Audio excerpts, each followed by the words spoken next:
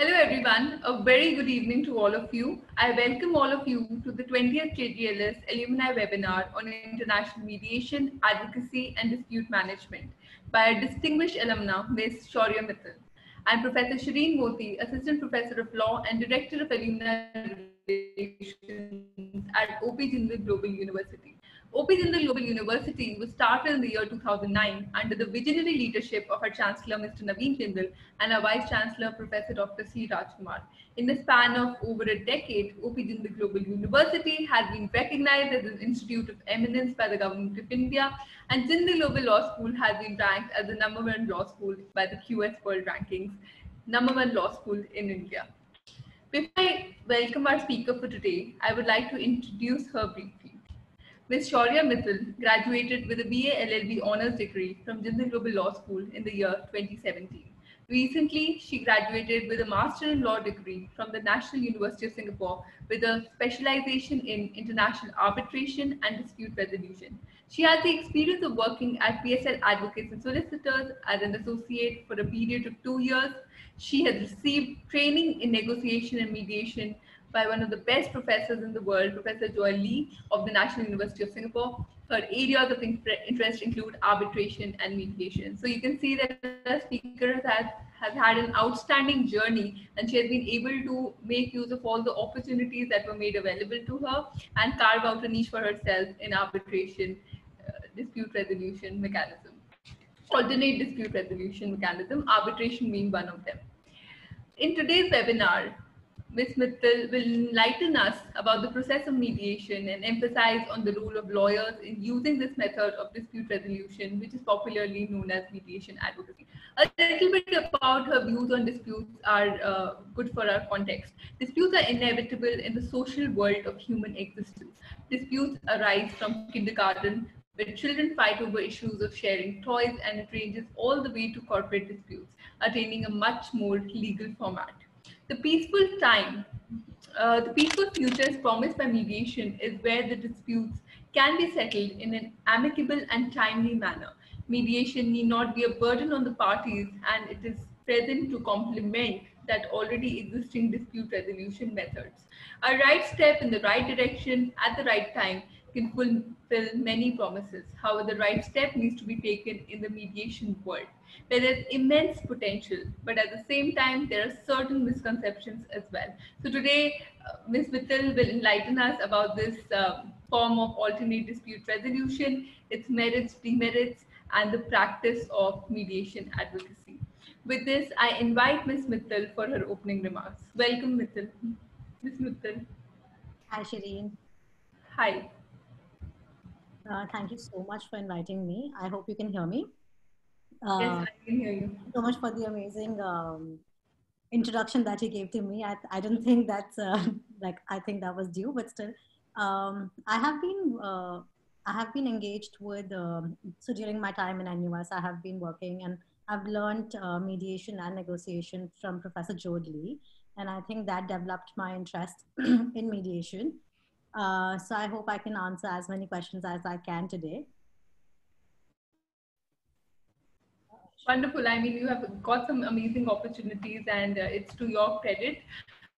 What we would like to know is the major milestones, but the overall, and this will be a point of reflection for you as well, that how far you have come from a law student to a legal professional today. So the first question which our attendees would like to know is what made you choose to pursue a career in law? Um, truth be told, it was the only option I found that time to not get into medical. Very honestly, like I did not think of law so much, but somewhere I was thinking that I like law. I love reading, and that is what got me into law. Jindal, how I decided on Jindal was I remember Professor Yugang Goel and Professor Padmanabham were the ones who gave a introductory lesson in career launcher when I was preparing for my LSATs. And when I spoke to them, I think I decided that law is good and Jindal is amazing at that. Okay, that's amazing. So it started with a leap of faith in the sense that That was what the kind of reason. career you would like to choose. And good that, early on you knew that this is what I don't want to do. So what is the Yeah. next available option? And you landed in law, which is great, which turned out to be wonderful for you. So you spent 5 long years at the Jindal campus in Sonipat, and today we know that the freshers as well as the graduating batch both are missing it in a huge proportion, more than us alumni who had those full 5 years in terms of experiencing the campus. So, and they will also hopefully get that experience soon, especially the incoming batch. So, how was the experience of studying at Jindal Global University? I mean, you spent such amazing 5 years. I think amazing Yeah. would be an understatement for what I spent at like in Jindal. Um, from the curriculum to the hostel life to the college life, I think there was a perfect balance because for, for like 5 days a week we were on campus, so we had like readings and we had assignments and everything coming up. However, the space of like Saturday and Sunday and its proximity to Delhi gave us a lot of options to venture out and actually live like the DU life. So Jindal was amazing. I am really proud and I'm extremely happy that I graduated from Jindal because when I came to NUS, I realized that a lot of things which we took for granted in Jindal were comparatively not like they were just like they were gems which we were given and we used to call them 5-star jail. But yeah, I think Jindal was great. And I hope like the incoming batch, they will soon, like whenever they get the chance, they will make the best of their friends. They will have the best of their professors here. And this is like their golden time, which will never come back. The relationship that a student and an alumni share with the university sort of keeps changing, right? And in terms of an alumni, you have greater appreciation as opposed to a student in the university because you That's take it true. for sort of granted. And especially that was my experience as well when I went for my master's abroad. That most of the things which were alien to other students who were from India and other parts of the world was something that I was most well versed with, and that sort of gave me an edge. Especially ideas about plagiarism, ideas about deadlines, all of that really was already ingrained in our training as you spoke about it. So, National University of Singapore is a great place to do your masters from, and you have a range of masters to choose from. But you chose to do international arbitration. So, what was the experience of studying at NUS? So anyways, I will not be comparing it with Jindal over here because Jindal I spent like 5 years and NUS I had only 1 year, out of which the last semester, half of the last semester I spent at home because COVID had started. However, my experience at NUS was amazing because the quality of professors was different over here. Every professor that taught me was like a who's who in the field that they did. Also, Singapore being the hub of arbitration in India after Hong Kong, and with the current situation happening in Hong Kong, I think Singapore will take over Hong Kong soon. I think the opportunities, the kind of guest lectures that we had from I mean, from like everybody was in Singapore and whoever could come and give us a guest lecture. So NUS was also good.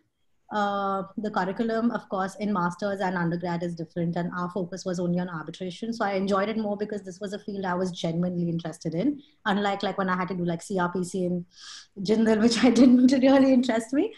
But I think, yeah, it's a good school. It's a very good school. Yeah, and you would recommend it to students who are thinking of applying now in terms of doing their LLM. I would absolutely recommend NUS because NUS is one of Asia's global law school, and I think global law school is a word that every person from Jindal resonates with. And to have that experience, you truly need to be in NUS because here it's not just like the professors who are global, but also your batchmates who are global, and not just with the education, but also with the curriculum and like with the culture. So there's such a huge cultural mix. You'll have Indians, you'll have Chinese, you'll have Japanese, and you learn a lot about Asia in general. So it's a good school, and I would recommend it. Yeah, At it least, opens up your mind in different ways yes, it when does. you interact with people from different nationalities. That's very true. Uh, What about how do you think that Jindal has prepared you for a career in law, and how far has it helped you in shaping your career? I think the biggest role that Jindal played in shaping my career is the mentorship, because the professors are so reachable and approachable in Jindal, and like there's like an open door policy with all the professors that I've seen in Jindal, that I didn't have to think about that, oh my god, he's a professor, or like, I can't talk to him or her. I would just like randomly go and speak to them, and with their connections you would get internships. With their connections and their guidance you got to meet with a lot of people, socialize. And I think not a lot of people know about this, but my decision to do my master's was actually influenced by one of the professors in Jindal. He's not in Jindal anymore, Professor Paddy. And I had the occasion of like, so um, how we connect. Like, I mean, I stayed in connect with him, and I met him, and then he's like, Shota, you should go for your master's. And then he helped me with my applications and everything. So the guidance and the mentorship, I think, is one of the biggest things that people in Jindal can get.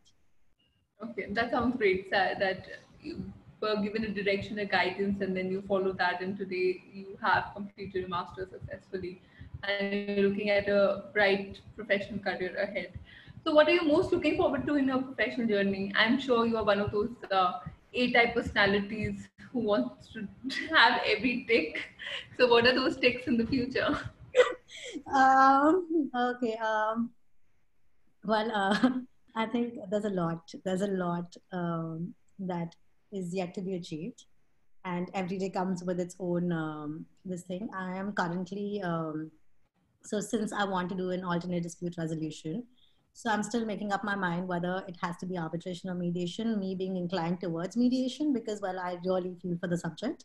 But I think what needs to be done is, I mean, every day is a struggle, and for a first generation lawyer, I think I mean, sky's the limit. In law, especially, sky's the limit. So there's a lot to be done. Let's leave it to That's that. so positive, especially for law aspirants and the students who are, studying law at this point. That sky is the limit, and every day is a struggle.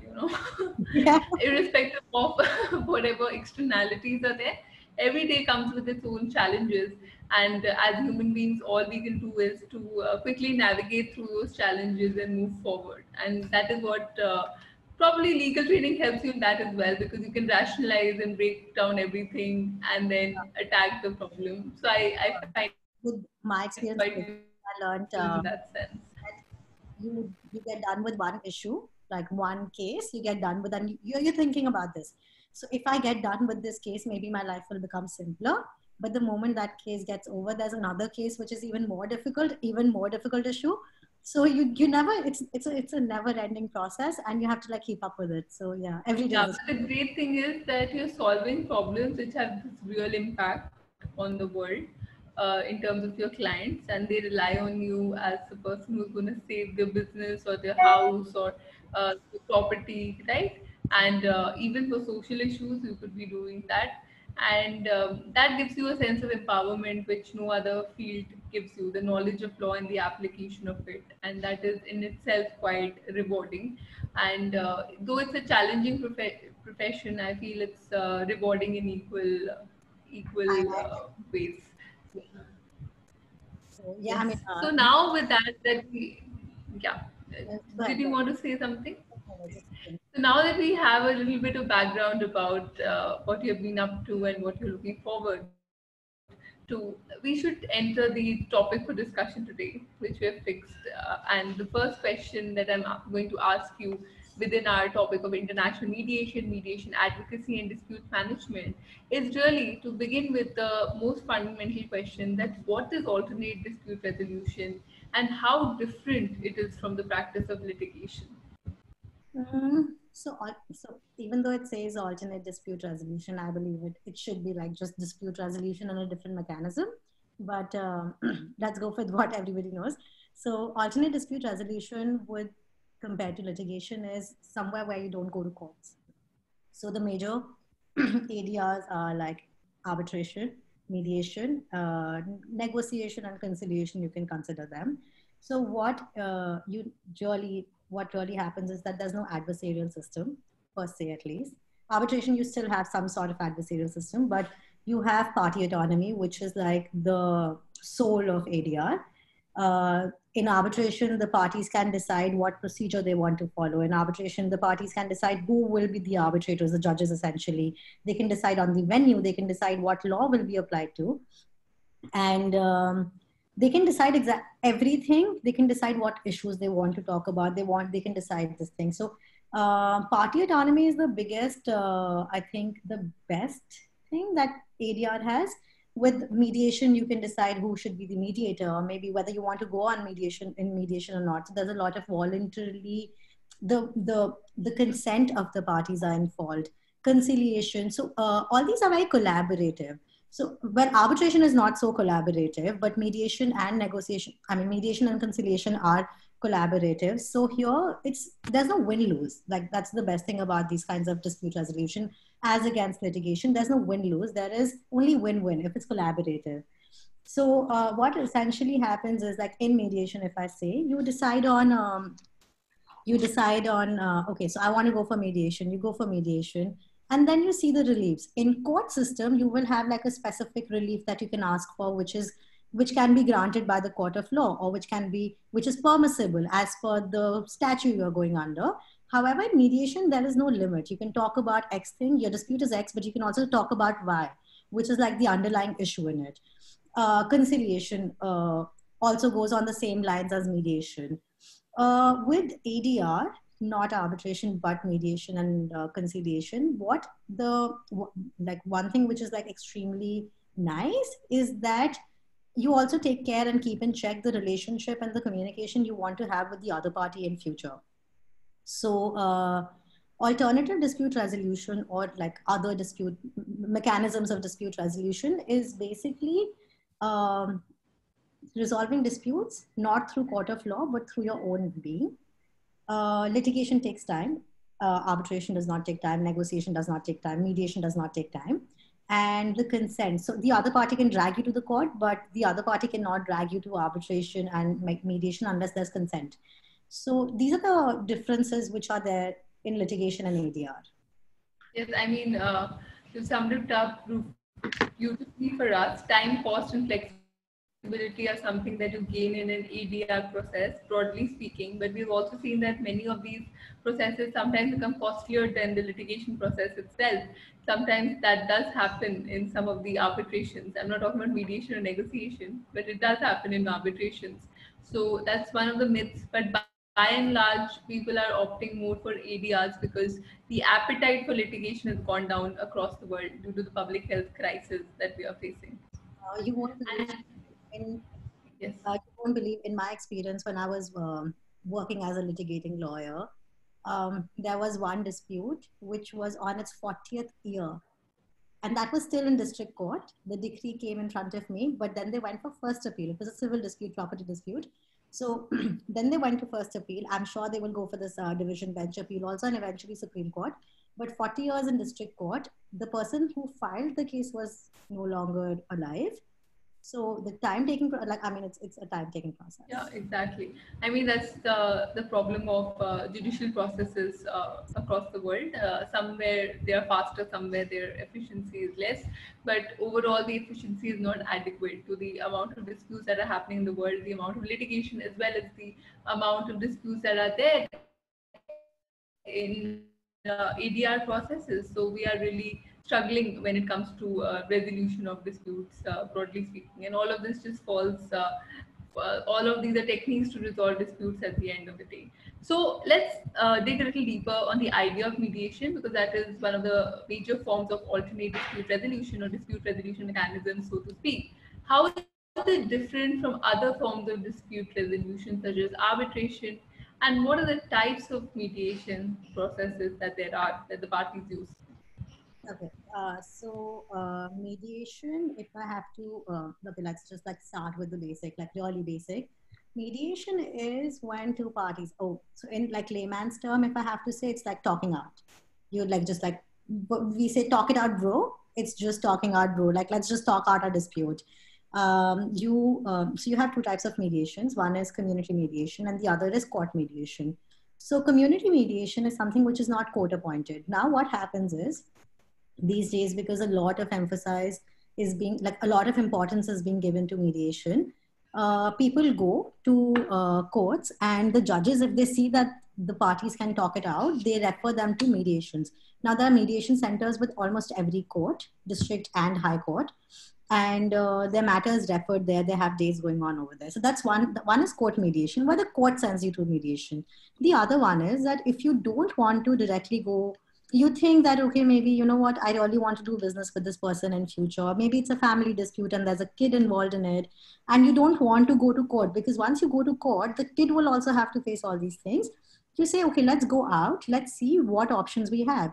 So there are institutes. There's institutional mediation, where you have institutes actually set up to provide you with mediation services. So these mediation services are like mediators, and they provide you with infrastructure, they provide you with the rules and guidelines, and they try to make it like a more formal process.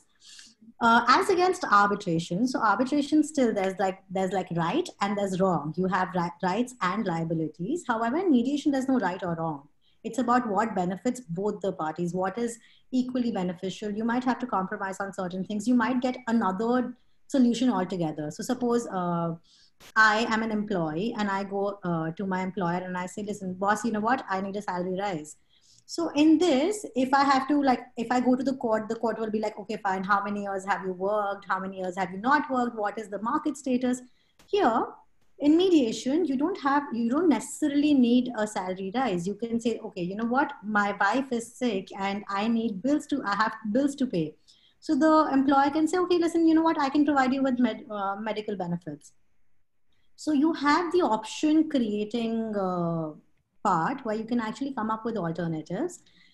Institutional mediations also provide training services, where they train individuals to become mediators. So it's like a career option also. India has PACT, CAMP. These are a few of the institutes which have been set up for mediation. Singapore has SIMI, SAGE, SIMC, you have IMI. So there are a lot of institutes which are now providing you with mediation services without going to the court. Okay, that's very interesting. So we now know what the mediation process is, how different or similar it is to the arbitration process, and the types of mediation that are available to the disputing parties. And that requires a lot of advice. So then the role of a lawyer comes into the picture, that for your particular dispute, what kind of mediation should you go for, and why should you go for a mediation as opposed to an arbitration? So my next question to you is, what is the role of a lawyer and parties and the mediator in the mediation process? Because these are the three key stakeholders in the mediation process, and there has to be a predefined role. Otherwise, there'll be an issue with the process itself. It cannot go on smoothly as it is supposed to be. And how important is the role of the lawyer in the mediation as opposed to that in a litigation? Because it's different skill sets. You can't be as aggressive when it comes to a mediation as opposed to when you're in court. You can get a little bit passionate about your arguments.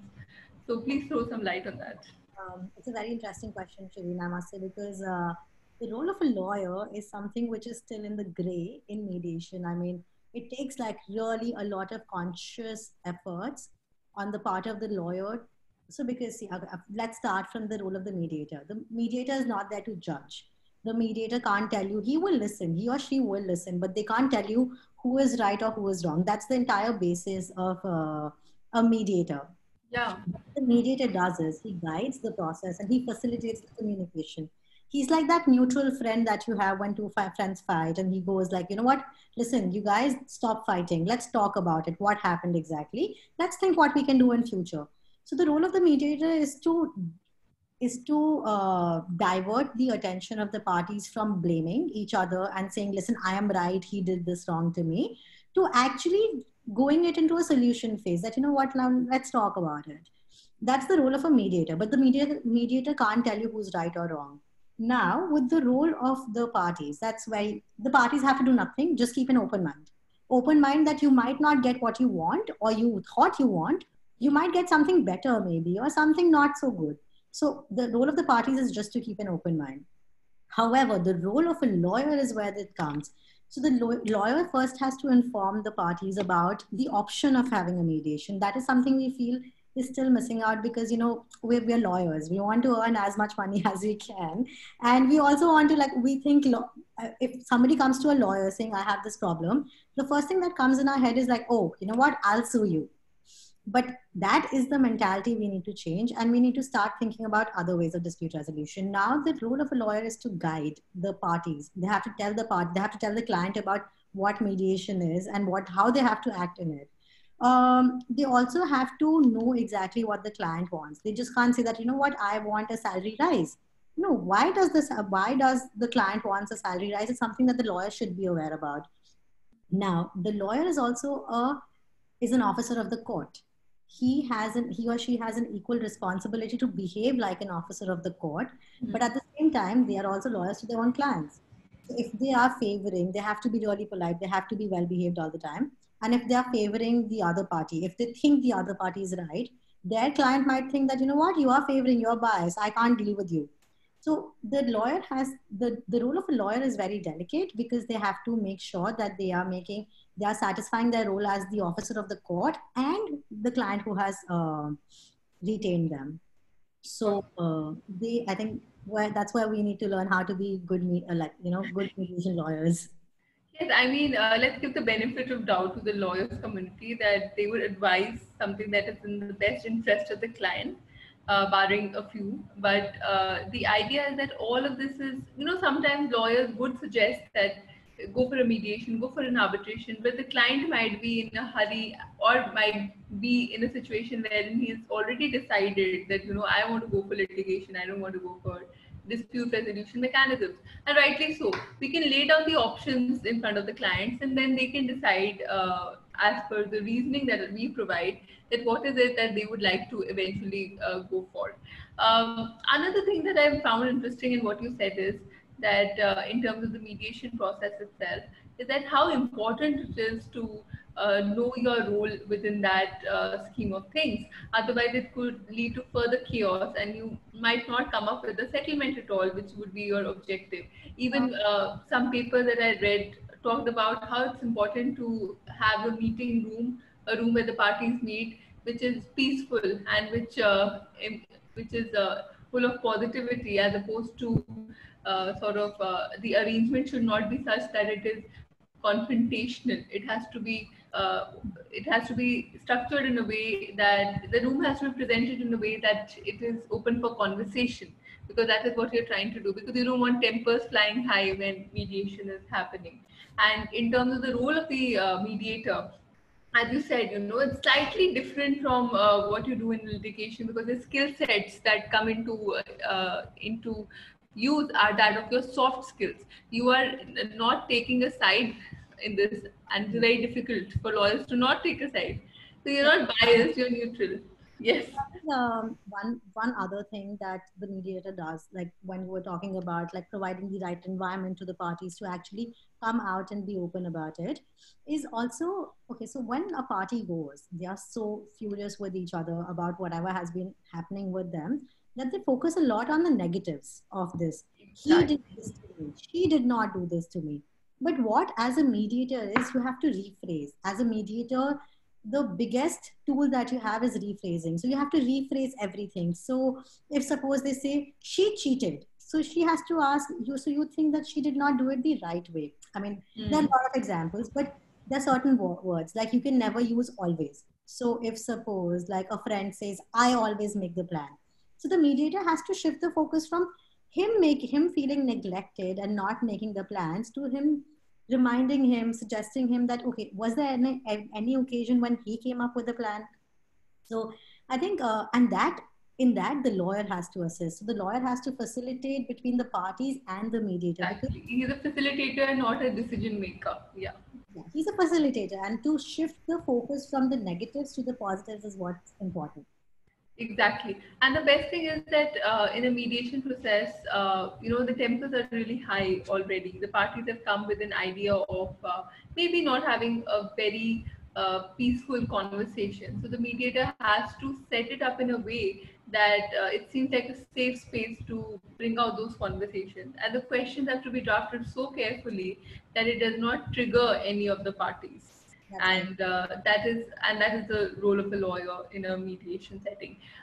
Just a word to the attendees that Ms. Mittal will be happy to answer any questions that you may have about a career in mediation, or about why should you choose a particular law school over the other, or questions about our topic today, which is international mediation and mediation advocacy, as well as dispute management. So we'll be taking questions once the presentation is over, around 5:50 or 6. We'll be happy to take your questions. And I already have a couple of questions that were sent over email. So yes, so moving on to the next question, what are some of the recent developments and steps that have been taken in the world that is leading to a higher recognition of mediation as a method of dispute resolution? I think the most path-breaking thing that happened recently is the Singapore Convention on Mediation. So in 2018 was when the United Nations decided that this convention is required. In 2019 August was when the convention was open for countries to sign, and almost 53 countries signed, including India, signed the convention, and five have ratified. And in fact, like it's actually quite a coincidence that 12th September was the one when it came into effect. So now what Singapore Mediation Convention did, like I know like a lot of people will still are yet to read their international laws. So Singapore Mediation Convention on Mediation is like New York Convention for arbitration. So even so, since we see like a lot of cross-border disputes are increasing, and if suppose the mediation happens in India, now how can they go to like some other country and enforce the mediation agreement also? So in that case, the countries which have ratified the mediation agreement or the settlement agreement will hold the validity of a decree or like an arbitral award. So it's giving a lot of recognition to mediation being a more formal process instead of an informal process. You can actually do a mediation and treat it like as if you went to court and decided on something. It has the power of a contract, of a decree. So it becomes enforceable. So you don't have to worry, like the parties don't have to worry that, okay, fine, I go into mediation. But what will happen once we come out of it, we come out with the mediation agreement and then the other party does not follow through. So you have the option of taking it to court or maybe another mediation. So you have like the follow-up steps. Apart from that, there's a lot of awareness being raised regarding mediation. So the recent news that I came to know was mediation has become a compulsory subject for law schools in India, which I think is great because right. So when I was in Jindal, we had like mediation as like one class in the entire area subject. However, mediation needs to have its own because there's a lot of things you can learn about mediation. You have a Harvard offering programs. You have, I mean, NUS obviously has it. And you have other law schools also, which are tying up with other, like, I mean, they're coming up with mediation. One interesting thing, which I think everybody should be aware about is this organization called SAGE Mediation, which is based out of Singapore. And SAGE Mediation has this conference, which is an annual conference called Peacemakers Conference. So now what Peacemaker does is Peacemaker enrolls almost students from the age between 13 to 16, which are essentially high school students. And they teach them mediation and how to mediate, not as a subject of law, but as a life skill. So what these children are learning are not like, you know what, if we get into a dispute, we're going to fight it out. No, they teach them tricks to how to amicably talk it out, which I think as a peaceful, like in the end, what we need is peace. And peace does not mean absence of dispute. Peace means amicable way of resolving the dispute. So in that manner, I think there are like training programs which are happening. You have PACT Delhi, you have CAMP in Bangalore, and also MNLU in Maharashtra has its own program. It's a two-year long program. I think it's MA in mediation and dispute resolution. So a lot of emphasis is being given to mediation, not just as a law subject, but as like a general life skill. So this is where the awareness is increasing. Then you have Singapore Mediation Convention, which was signed and ratified. So it came into effect. I think we are on a good path to make mediation as one of the major disputes resolution mechanism. Also, like Commercial Court Act in India. So Commercial Court Act in India that makes it obligatory for the parties to go into mediation before coming to the commercial court for resolution of the disputes. Then you have like institutional arbitrations like ICC and SIAC. And what they do is they have an option of ARB Med ARB, which is called arbitration, mediation, arbitration. So once the parties have entered into arbitration, they have the option of going into mediation within the arbitration and then coming back to arbitration. So, and then you have lok adalats in the district courts. So I think every second Saturday is when the lok adalats happen in all the district courts, where throughout the month, whichever, if the judge feels that this dispute can be resolved through mediation, they refer them to the lok adalats and they have a mediation process. So a lot of countries are taking a lot of steps towards making mediation as one of the primary mechanism of dispute resolution. I mean, that's great, and you have given us a lot of information there about what is really happening in this space. Why do you suggest mediation as a form of dispute resolution as opposed to arbitration? What are the merits and demerits according to you? I think that's a tricky one because I love arbitration also, and that's where I specialized in my master's. But one thing that I think mediation trumps over arbitration is the collaborative nature of mediation. Mediation is more informal, yet at the same time, it is attaining the status of formalness through like the steps which are being taken by the governments. But if I have to say, it's more like a win-win because both the parties might get what they want. It has more option of collaborating between the parties. Like, you know what, okay, so it's an example that which I would like to use. Thank you, Professor Joel. So suppose orange. There are two siblings, and both the siblings say, like the brother says, I want the orange. The sister says, I want the orange. Now, what do you think will happen? They will cut the orange into two and divide it. However, if it's a mediation, they will say, why do you want the orange? They are not, so it's a concept that we learned. It's called positional interest. So the brother wanted the orange to have orange juice. The sister wanted the orange peel to make an orange cake, the orange zest. So in this case, if they would have talked about it, if they would have used the mediation skills, they both could have made like an entire glass of orange juice and an entire cake instead of going half about it, which doesn't happen in arbitration again. Arbitration again is all about rights and liabilities. You did this to me, you did this to that. Also, arbitration takes up a lot of time. It was supposed to be cost effective and it was supposed to be time efficient, which now we see has become more like a Ritz way of solving a dispute. Arbitration, you have like international arbitration, you're traveling to Singapore, you're traveling to London, you're traveling to Hong Kong for arbitration, and it involves a lot of money.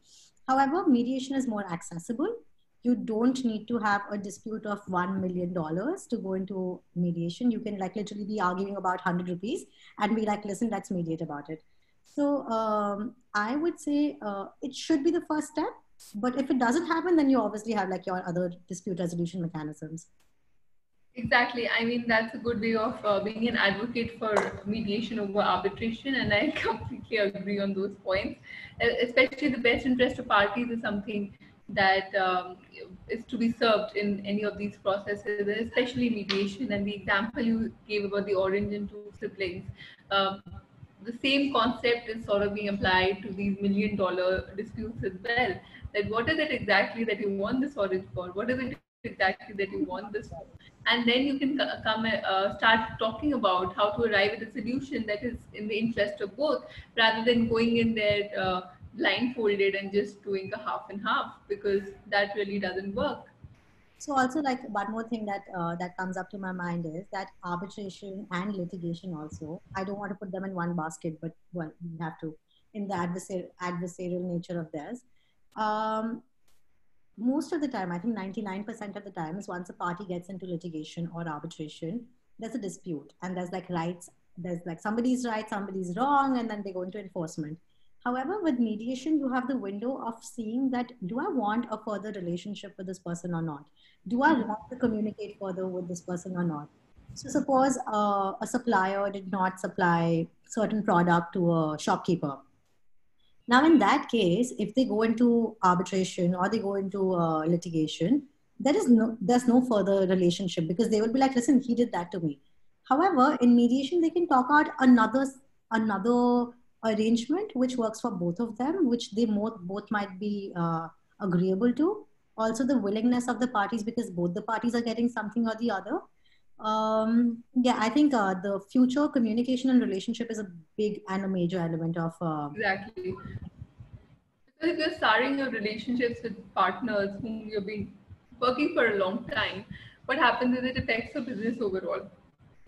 And if you want to continue those relationships, which is of paramount importance sometimes to businesses, then you have to do it in a way which is amicable. At the same time, which serves your best interest, so that you do not lose. That's why there's a lot of skill involved when it comes to settlements in this sort of setup. So we know that there are recent developments. Mediation is gaining a lot of awareness, and so do the legal professionals today want to venture into international mediation and international arbitration and international dispute. Everything has to be international.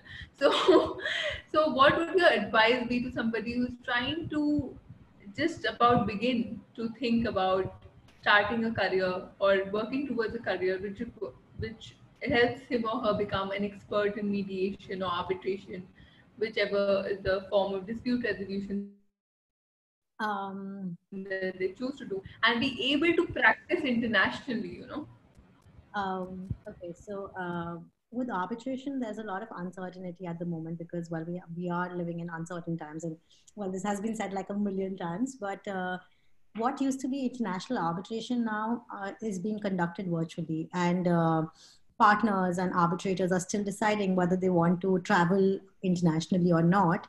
The same goes with mediation. However, with mediation, there's also with arbitration there's like an element of confidentiality which we are yet to see how confidentiality works out in the virtual this thing. So like suppose I'm having a conversation with you, but what if I've just like kept a camera on my near my like laptop and it gets recorded and I use it like this. So there's still a lot of uncertainty right now, but with respect to arbitration I think would be a good place. So you look for law firms which practice arbitration, or maybe there are like institutional arbitration. You have the DIAC, you have SEAC, you have ICC, you have HKIC. So you have the option of engaging yourself with them. They have job openings. You don't necessarily need a master's, but it's always preferential if you have a master's if you want a niche subject. With mediation, it's very different. You don't need masters for mediation. What you have is that you need to associate yourself with the training first. So, and for training, you have no age. So you have like SAGE providing through Peacemaker conferences, training to 13 to 16-year-old students. Then you have SIMI, and then you have like SIMI is Singapore International Mediation Institution. And you have PACT and CAMP Bangalore, which are providing you training to become mediators and mediation advocates. So it's usually like a 2-day or a 3-day training that happens. They have assessment after that. So you have ADR, ODR International also, which is another institution which provides with the training. They train you with the skills required to be a mediator and a good mediation advocate. You enroll yourself with them, you do the training, they have assessment, you give the assessment, and you become a level 1 mediator. So now the best thing is that you don't have to be a graduate. So even law school students, I think they should completely check up these institutes. You have Jonathan Rodriguez in India who actually founded PACT, and now he's working with CAMP. So these people are really working towards like making mediation the primary dispute resolution mechanism, and they're training. And also because like it does not require like a lot of resources in the sense that you don't have to spend like 6 months. You can do it for 3 days and get yourself certified as a mediator, which is also another life. It's a good skill to add on to your CVs, because I know as a law student, I was only looking at what can I add to my CV. So these conferences, they train you for that. Mm-hmm. If somebody is looking and thinking extremely big, then you have the Harvard program on negotiation, which also trains you with those mediation skills. I think it happens in June or July. This year it didn't happen because, well, of course, we have COVID. but it's a 1 week program where they teach you with mediation. Apart from that, I think specifically a career in international law right now seems a little dubious because it has been very difficult. All the countries are turning internally and they're trying to protect their own, like they might say. However, this shall pass too. And work, I mean, there are internship programs, there are research assistantship programs in all the universities. I know somebody who's so he's a student of NLS, and he is working as a research assistant to a professor in Leiden. So I think the students can keep a lookout on that. You have centers working round the clock. And what else? I mean, yeah, I think that's the way you apply for internships, that training programs. You have you can apply for the bars also. So yeah, you have a lot of options, I think, out there. Yeah, I mean, it seems like there are a lot of options, and you made a couple of very interesting points that law students themselves can take charge of their careers and start getting these certifications, which are absolutely important. There's not much investment of time or money, and therefore this is an important skill which you can use even as a lawyer, because it's all about how you deal with people, how you create your networks, and how you're able to best resolve disputes and communicate the interests of the parties to them. Another thing that you pointed out is you told us about all the institutions that are available in India and internationally as well. And of course, there are prospects for an international career, but not in the near future, maybe later. But those skills would always remain intact, and those skills have values. And I actually feel that within India also, there's a huge scope for ADR, and especially mediation. And you have there's so many articles which are saying that more and more disputants are going for mediation, because they do not, firstly, access to courts is a big problem, and also the appetite for litigation has sort of decreased because of the public health crisis followed by an economic crisis, and that is a burden on the parties. So they have decided to, resolve it amicably in the least possible effort, ability for young lawyers, for lawyers in general, to develop sound knowledge of ADR practices in India and to get clients in order to solve those disputes. Dispute resolution indeed is, as you said, so correctly, that you cannot avoid disputes. Wherever there are human beings, there are bound to be conflicts, and there are disputes regarding these resources, right? So what you could do is you could come up with best possible ways, options for resolving a particular dispute, and it really depends. The best possible factors, the nature of the dispute, the interest of the parties, and all of those aspects, right? Sometimes, even if the parties are interested in a mediation arbitration, maybe the nature of the dispute is such that litigation is something that is of more relevance to the nature of the dispute. So it's a collective call. It is something that you holistically look at. Um, Career in mediation sounds exciting. Of course, the culture of mediation and the awareness of mediation is something that is growing day by day. But of course, law schools within India, as you said, mediation is going to become to mediation at a much earlier level as opposed to later on in life.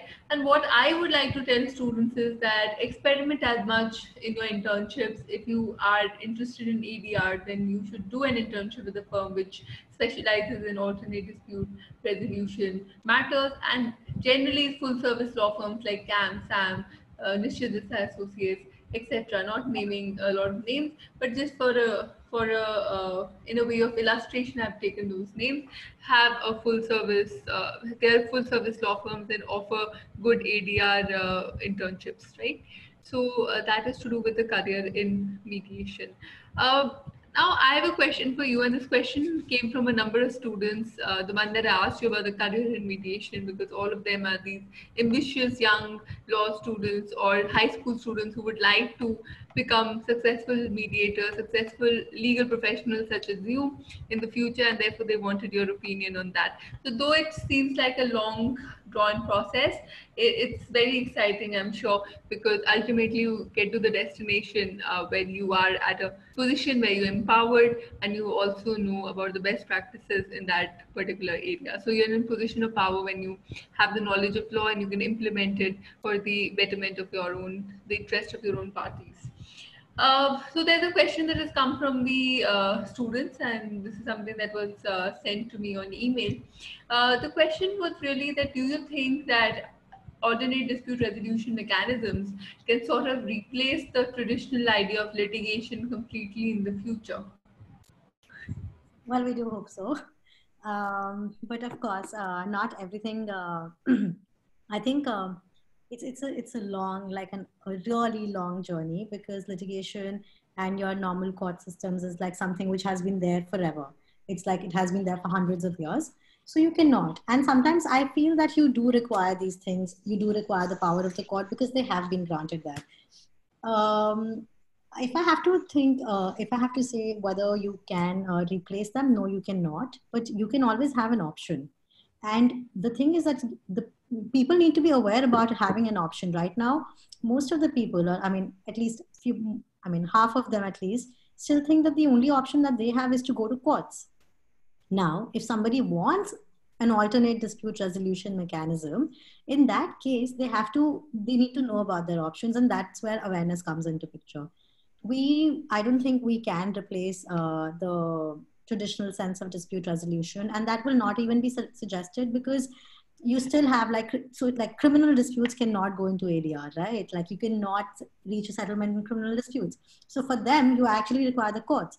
However, if people think that they can resolve, then ADR should become, so I think mediation, negotiation should become the first step towards dispute resolution. If nothing, like renegotiating of the contracts should become before dispute resolution. Yeah. I mean, complete replacement is out of the question because of the fact that it's too outlandish at this point. Even I feel that way, because litigation is something that has gained the trust of the people over the years. Even though we have judicial backlogs, we have judicial delays, we have all kinds of things that are not ideal, but still litigation seems to be one place where litigants feel that they will get some amount of justice, and that is the traditional conception of law and how it is implemented in that sense. So it's not going anywhere, guys. Litigation is going to stay, but ADR is also gaining a lot of prominence. Especially by the efforts of the international organizations, efforts of ADR organizations that are promoting ADR. The culture is very much there, because in every commercial contract you'll see there will be a clause for ADR. So firstly, parties will go into arbitration at a seat that is decided mutually between them, and then they might go into litigation. Every other contract today has an ADR clause.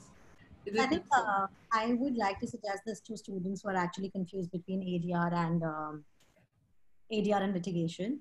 And I have worked for 2 years in a boutique law firm called PSL, and they have both kinds of matters. They have civil, they have arbitration, and they have mediation also.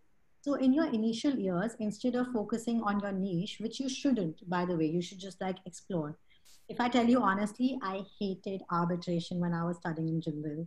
I didn't attend the class. I mean, I attended the classes. Let's not take that on record. But I did attend the classes and everything. But I never gained interest. I always thought I might go in tax law or maybe family law. But after practicing, when I was actually practicing in a firm where you have like every day you have a new subject of law altogether. One day I'm working on construction law, the other day I'm working on infrastructure or education, and the third day I'm working on family dispute. That's when you actually challenge yourself into thinking what really interests you. So if today I think that I'm actually excited to work about the arbitration matter, that means arbitration interests me. And that's when you realize that yes, this is what I really like, this is what I like. And then you can choose your niche. You can choose your niche eventually, whether you want to go into arbitration or you can continue to practice as like the way you're practicing. So I would suggest don't focus on which, like the name firm you're working for. See where you're working, see what kind of matters do they have. Do they give you enough to challenge you on everyday basis? Because in the end, it's you have to challenge yourself, you have to learn. What you learn in law school is literally like 10% of what you eventually learn in a year in practice. eventually. Like, I mean, but yeah, you have to keep challenging yourself, and you need to find out even a boutique law firm works. And I think all the boutique law firms have a really wide scope. You will be going to NCLT, you will be going to TDSAT, you will be going to APTEL.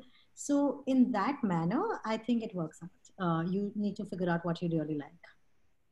Yeah, I mean, that is such sound advice, and I would completely agree with that.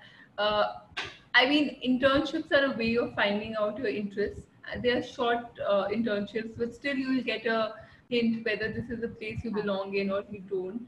And just because you want to fit into a particular bracket and say, okay, I work for the top firm in this country, or I am working with this senior, maybe you have the skill set to excel in all of those fields, right? You can become a law professor, you can become a lawyer for international stature, you can also become a law firm partner. But in all of those choices, what is it that really suits your personality is something only you can answer, because you have to live it every day. And lawyers work long hours, irrespective of what they choose. So 12, 15, 16 hours is just normal for us, and and the law school prepares you for that to an extent. What I feel personally is that, of course, there's a disconnect between what we learn in law school and what we practically do in courts. But that disconnect is not an accident, it's well thought out. The idea is that when you are in law school, you are at a stage in your life that you're just growing, right?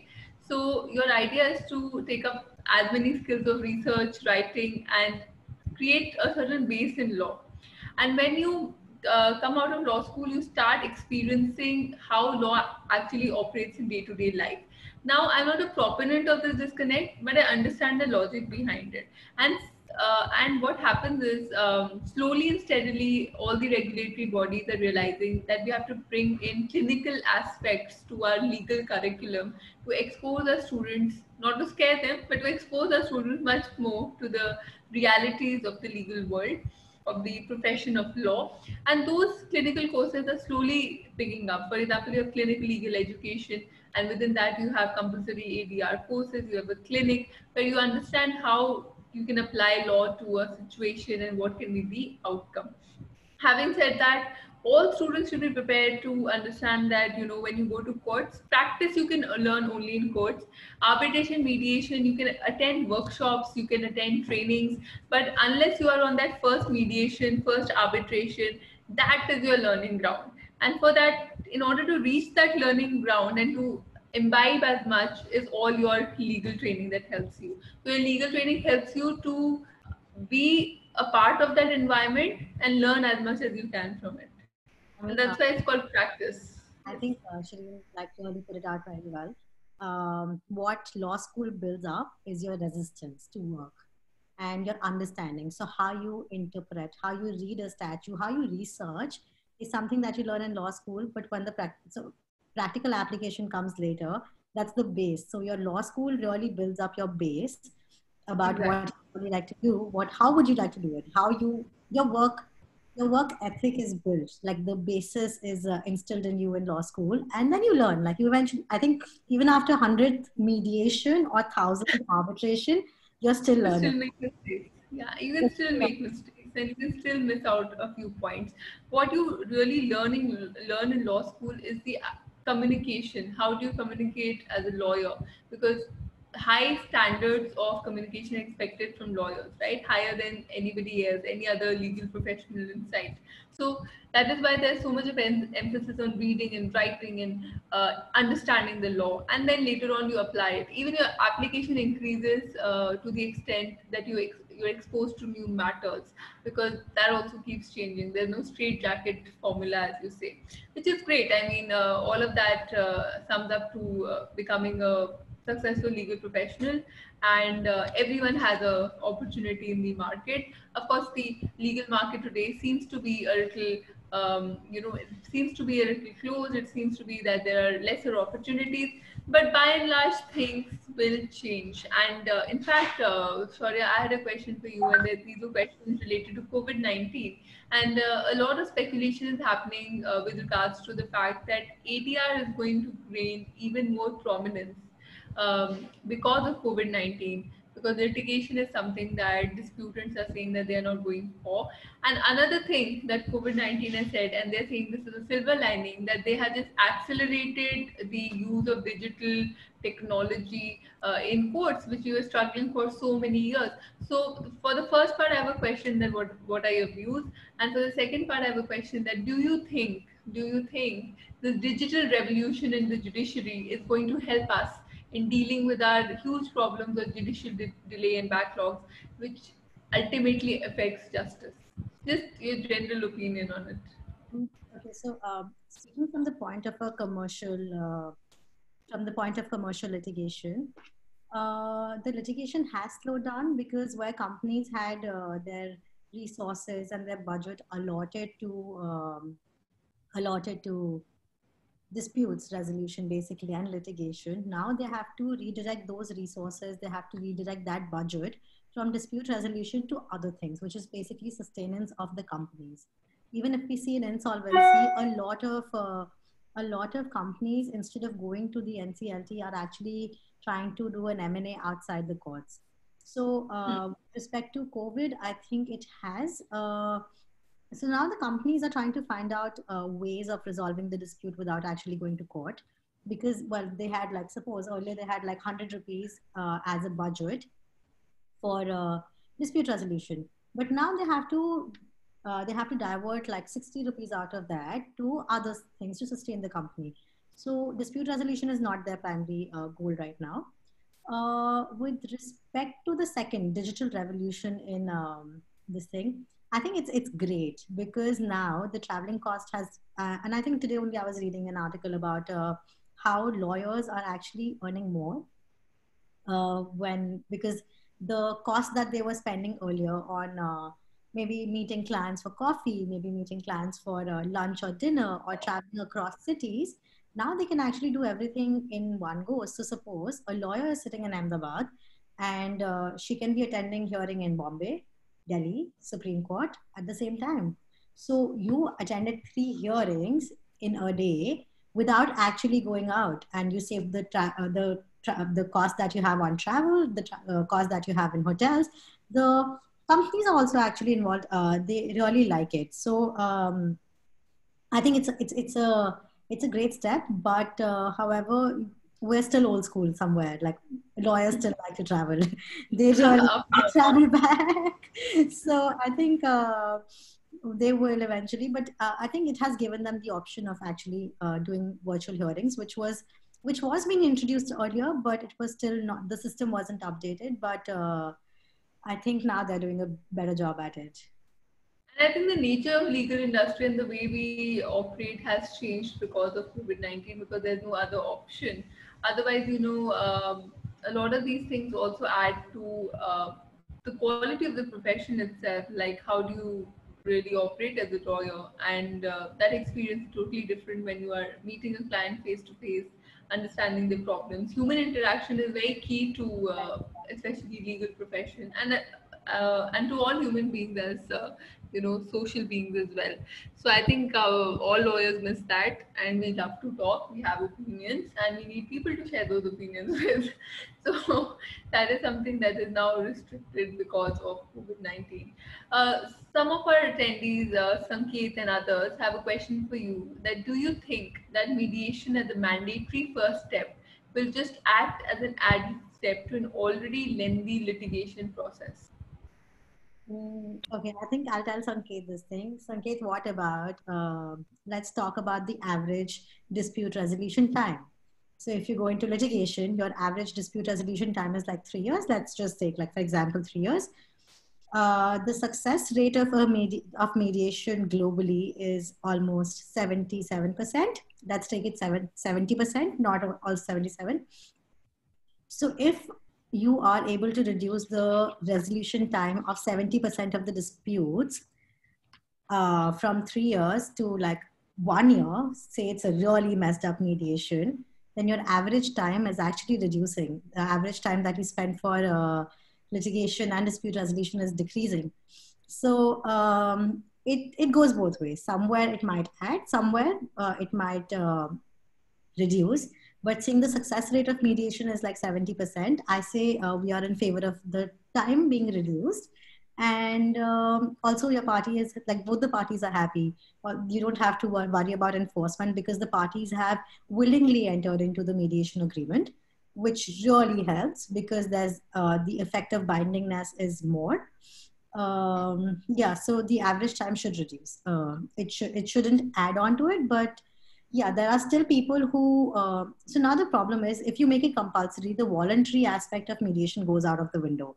Now some people might be just doing it because it's given in the agreement or it's given in the law. Now that is where we it's still a gray area, and people are trying to find out a way around it, but let's see. Yeah, that's beautiful. That's a lovely answer. So, Sahil and some other attendees have a question for you, and there are two questions actually, which I'm clubbing from all the attendees. Is there enough scope for jobs by getting certified as mediators, as undergrads at the moment? And the second question really is LLM preferred if one wants to build a career in ADR? What universities are good for an LLM in ADR? So, that's three questions in one from our attendees. Okay, so is there enough scope for jobs Mediators for at mediators? undergrad level. So I would say it's not a full-time job, you can't have it, but it's always good to be enrolled as a mediator because while you have something on yourself which other people might not have. If you are enrolled, you might just like get your you will get experience, and the more you get experience, you're a level one mediator right now, then maybe like 5 years down the line you'll become a higher level mediator, and that's when the jobs start increasing. Also, mediator is not a full-time job. Like, I mean, it's not like a retainer, like a job at law firm where you have to go every day and you'll have cases. It's all case to case, whether, and also your reputation as a mediator also is like extremely important. However, if you know mediation skills and you are able to make your client happy in resolving the dispute in 6 months instead of 6 years, it's a very opinion based thing that they might have goodwill about what you did to them, and they will eventually refer you. So word of mouth, goodwill, all this really helps in the profession of law. So I think Sahil and like other attendees who have asked this question, um, it's good to know. It's good because you will be able to have a different perspective. However, since mediation is just picking up, you can become, you can join yourself with a mediation institution, and that will really give you like a good security out there. But it's still picking up. So don't be very hopeful that, you know what, you'll be busy and you'll be like Harvey Specter. No, but it's still like it's building up. And with respect to LLM to build a career in ADR, you don't necessarily need it. I know amazing lawyers out there who don't have a master's and they are doing amazing in ADR, whether it's arbitration or even mediation. However, if you want to move countries probably, or if you are working in a specific, like you're working in civil litigation and you haven't worked in arbitration at all, and then you want to change, then you can always, like, for a switch in the niche, you can always go for your masters. Yes, So that covers everything actually. That covers yeah, all of the points. That. And uh, what are some of the good universities that you would suggest for an LLM in ETR? I know Queen Mary is one. I did one there. So NUS is second. And what else? and we have Mid Geneva, which is again a world class institute. I think it's the best out there, better than NUS, but still NUS is good. Apart from that, in ADR, I think Queen Mary has been one of the top ones in UK. Then you have Pepperdine University in US. You also have Harvard, of course. You have Columbia. All these standard universities are always there. Apart from that, in arbitration, I actually applied to NUS only, so I didn't do a lot of research because I wanted to come to NUS, but Yeah, I did. I get. But the usual, the Oxford, Harvard, Cambridge, Yeah, and Oxford, all of those would offer good courses. Yes. yes, but Pepperdine has a very good center for dispute resolution, and Pepperdine is one of the good ones out there. Geneva is Exactly. amazing because of its location and all. Geneva, the It's Graduate Institute, Institute of Geneva. Yeah. That is very good. That is really interesting, and many of the faculty at Jindal have also studied from there, and they have had good experiences. Because it's ultimately about the faculty and what you're trying to do, right? You look at the faculty and you decide where you want to go. If in your subject area, the faculty, the best faculty available in the world is in a particular university, then you should go to that university as opposed to being too fixated about the ranking. But in general, when you apply for an LLM, you apply to a range of schools. You have green schools, you have mid-level schools, and then you have some schools, short schools where you can get in. So that's something that one And should keep in mind. while you're doing your research about which school you want to apply, do check out the faculty, because what faculty might have appealed to me might not appeal to you, because everybody has a different interest and everybody has a different way of learning. So, why Shireen loved Queen Mary. I might have been interested in NUS for different reasons. So it's very subjective and it's very personal. I think these are the good ones out there. However, this is not it. Like you might just like some. I mean, you might just like Jindal for ADR, so you can do that. Yeah, the idea is to gain that knowledge and be very clear why you are doing this LLM. Like Shaurya rightly said, that LLM is a good way of moving countries, because then you get familiar with your system and it's a talking point that how did you come to this country and why. And if you have a brand like National University of Singapore backing you, that opens a lot of doors for you. So from that perspective, it makes a lot of sense. It also gives you time to ease into the process there, because you get a year to understand the legal market, you get a year to understand their laws, the way the legal industry functions there, and you're better positioned to grab opportunities that are more feasible for you, that are more lucrative for you. Then we have Anand Goenka, and he's asked a question. In India, arbitration can and is always appealed during adding time to the entire litigation term. Why should the condition of arbitration be included in any commercial contract, considering that litigation always follows arbitration? Well, I don't think litigation always follows arbitration, but let's hear our experts speak. Okay, it's quite interesting because the essence of arbitration is party autonomy, and parties have to actually consent. So parties wanted to arbitrate. That's why it's been added to the commercial contracts. However, we should not forget that arbitration and the dispute resolution clause is called the midnight clause, because what happens is when you're negotiating contracts, you are so fixated, like the parties are so fixated with their rights and liabilities and consideration, that when the dispute resolution part comes, they're like, yeah, we'll do whatever. And they forget that this is where they have like disputes. So the parties opt. It's not given out in any law that you have to come to you have to come for arbitration for resolution of disputes. It's basically what the parties want, and that's how, like, consent is like party autonomy and consent are like major factors and areas of disputes, again, in arbitration itself. And I think usually, I mean, well, the binding nature of arbitral awards and arbitration proceeding make sure that there's no litigation post arbitration. However, within arbitration, like you have interim reliefs, you have interim challenges, you have challenge like section 34, then section 37, you have enforcement under section 36, that leads to the litigation. Now that, I think, is something that comes from the adversarial nature, that, oh my God, they told me I'm wrong, and I think the arbitrator gave a wrong award, and I have to go and challenge it. How can we lose?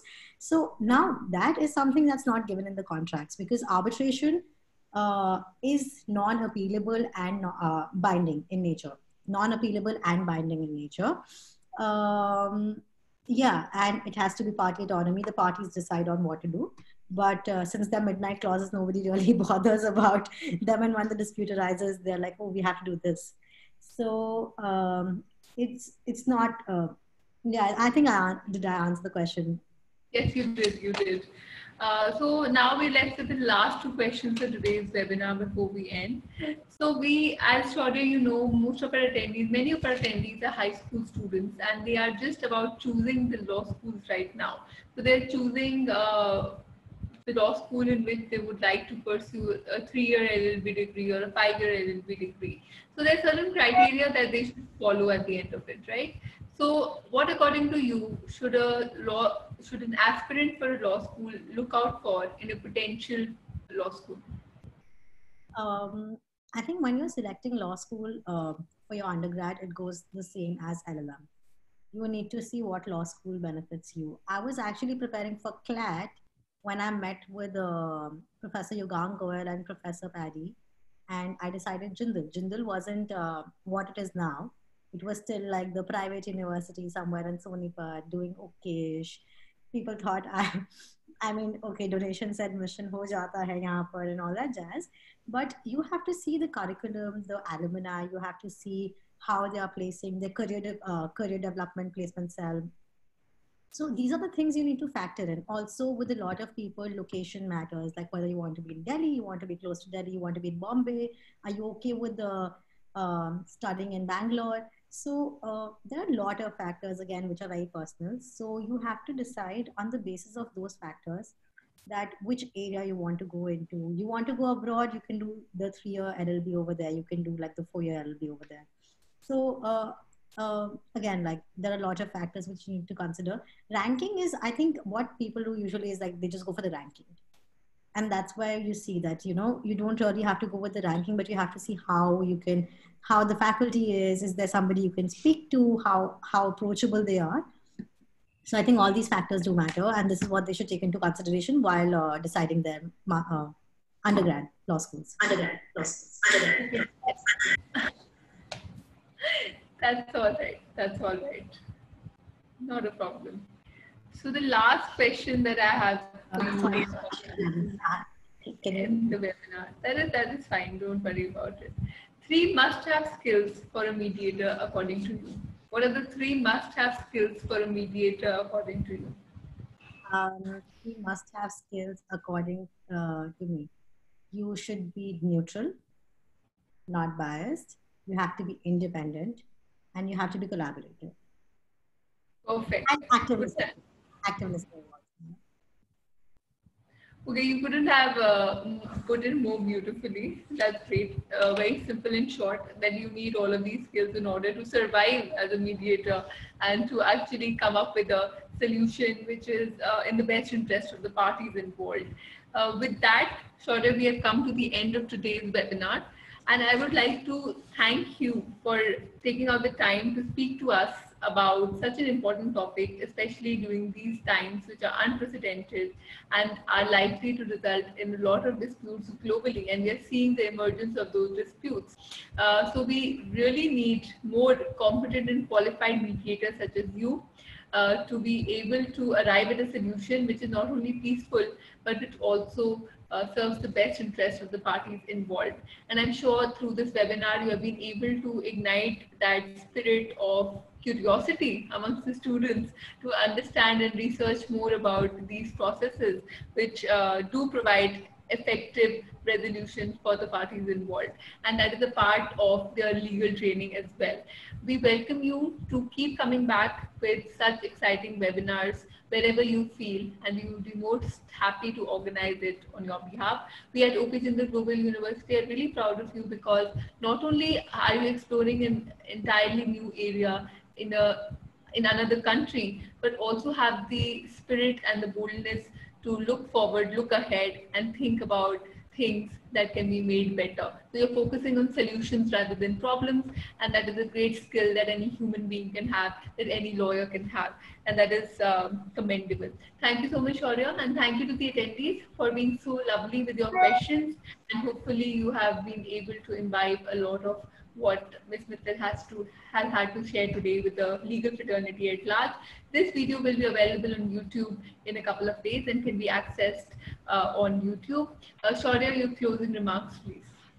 Thank you so much for having me here. I do hope people do come up with, I see a lot of people from Jindal doing mediation. I can be reached out on LinkedIn if anybody has any further questions. Apart from that, I think, thank you. Yeah, thank you so much. And it's been a pleasure. Have a nice evening. Thank you. Thanks, Shaurya. Thank you to the attendees.